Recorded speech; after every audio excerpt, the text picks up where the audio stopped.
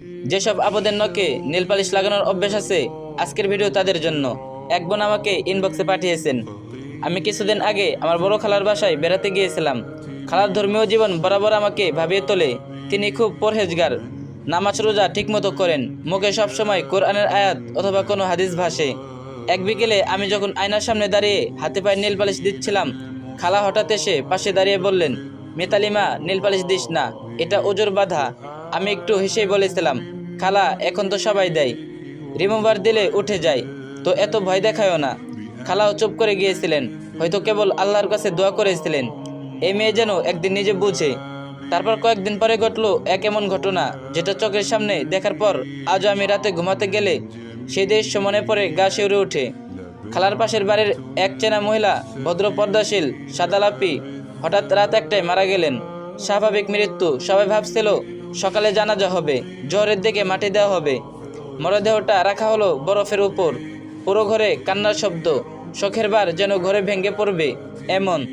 সকালবেলা যখন তাকে গোসল করাতে ইমাম সাহেবের স্ত্রী ঘরে গেলেন, হঠাৎ দেখলেন মৃত মহিলার হাত পায়ে চকচকে গাঢ় রঙের নীল পালিশ।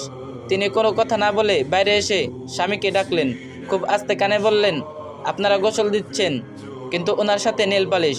ইমাম সাহেব থমকে গেলেন, দ্রুত এসে লাশ দেখলেন। তারপর মহিলাদের ছেলেদের ডেকে বললেন, আপনাদের আম্মাকে এখন দাফন করা যাবে না। প্রতিটি নখে নীল পালিশ, উজু হয়নি, গোসলও হয়নি, ততক্ষণ পর্যন্ত নীল পালিশ না উঠবে জানাজাও হবে না, দাফনও না। এটা শরীয়তের নিয়ম। সবার মুখ শুকিয়ে গেল, হাত পা কাঁপছে সবার, কান্না থেমে গিয়ে শুরু হলো উত্তকণ্ঠ। রিমুভার আনা হলো, কাজ হলো না। কেরাসিন, বেলেট তোলা, কোনো কিছুতেই নীল পালিশ উঠছে না। ততক্ষণে লাশ ফুলে গেছে, সারা শরীর থেকে অদ্ভুত গন্ধ, পোকামাকড় চারদিকে দিয়ে ভরে গেছে। নতুন বরফ এনে আবার রাখা হলো, তবুও নেল পালিশ কিছুতেই উঠছে না। রাত হয়ে গেল, এসা রক্ত পেরিয়ে গেছে।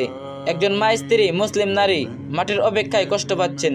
সবাই ইমাম সাহেবকে অনুরোধ করলো, হুজুর, এমনি কি দাফন করা যায় না, আর রাখা যাচ্ছে না। ইমাম সাহেব ধীরে বলে উঠলেন, এই অবস্থায় দাফন করলে ওনার আযাব অনেক বেশি হবে। শরীরের যেই অংশে ওজু না হয় সেই অংশ আগুনে পুড়ে যাবে, এটা কোনো কাহিনী না, হাদিসে আছে। শেষমেশ সবাই মিলে সিদ্ধান্ত নিল, তার প্রতিটা নখ কেটে ফেলা হবে। একটা একটা করে কাটা হলো। একটা লাশের আঘাত সহ্য করার ক্ষমতা নেই, কিন্তু আমাদের ভুল তাকে এভাবে সহ্য করতে হলো। ফজরের পরে তাকে দাফন করা হলো, একটা মৃতদেহ যার ওজু সম্পূর্ণ হলো না, নখ হারিয়ে। এই ঘটনা আমার চোখে দেখেছি, আজও যেন সেই লাশটার ব্যথা আমার বুকের মধ্যে ঢুকে আছে। নীল পালিশ কি এতটাই দরকার ছিল?